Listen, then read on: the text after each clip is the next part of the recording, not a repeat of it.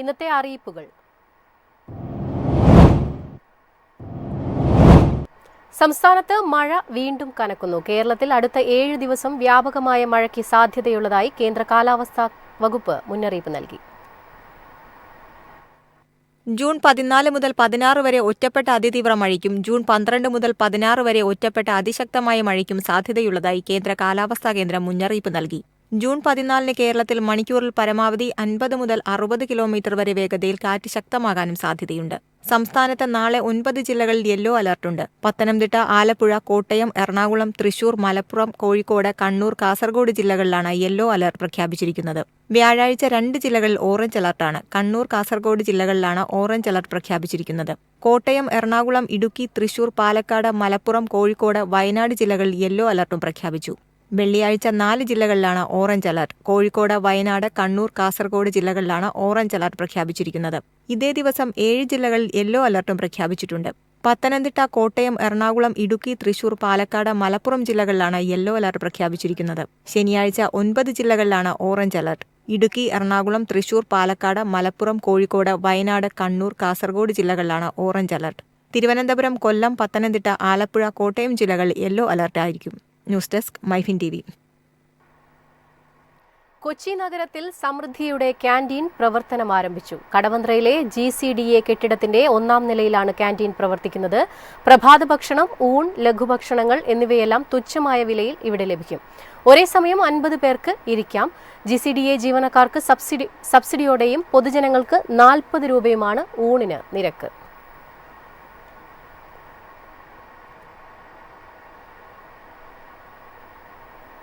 യാത്രക്കാരുടെ തിരക്ക് വർദ്ധിച്ചതിനെ തുടർന്ന് Thiruvananthapuram north Mangaluru special train service പുനരാരംഭിക്കുന്നു.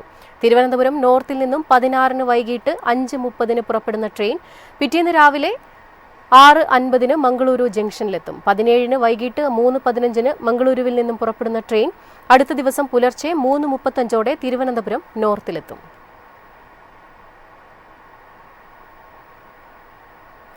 ദക്ഷിണേന്ത്യയിലെ ഏറ്റവും ഉയരമുള്ള IT ടവറുകളുടെ ഉദ്ഘാടനം കൊച്ചി സ്മാർട്ട് സിറ്റിയിൽ 28-ന് നടക്കും. 5 നക്ഷത്ര ഹോട്ടലുകളോട് കിടപിടിക്കുന്ന സൗകര്യമുള്ള ലുലു IT ടവർ 1ഉം 2ഉമാണ് പ്രവർത്തന സജ്ജമായത്. കേരളത്തിലെ ഏറ്റവും ഉയരമുള്ള വാണിജ്യ സമുച്ചയമാണ് 30 നിലയുള്ള IT ടവറുകൾ. 1500 കോടി മുതൽ മുടക്കിലാണ് ക്യാമ്പസ് യാഥാർത്ഥ്യമാക്കിയത്. ഇരു ടവറുകളുമായി 25 ലക്ഷം ചതുരശ്ര അടി ഓഫീസ് സൗകര്യമുണ്ട്. 12.74 ഏക്കറിൽ 34 ലക്ഷം ചതുരശ്ര അടിയിലാണ് 153 മീറ്റർ ഉയരമുള്ള ടവറുകൾ. കൊച്ചി സ്മാർട്ട് സിറ്റി 1ാം ഘട്ടത്തിന്റെ ഭാഗമാണിത്.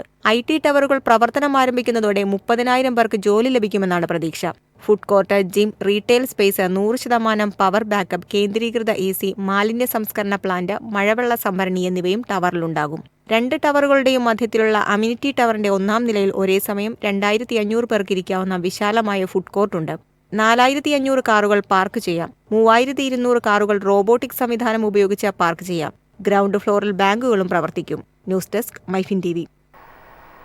ഹൈസ്കൂളുകളിലെ പ്രവൃത്തി സമയം അരമണിക്കൂർ കൂട്ടിയത് അടുത്തയാഴ്ച മുതൽ നടപ്പിൽ വരും.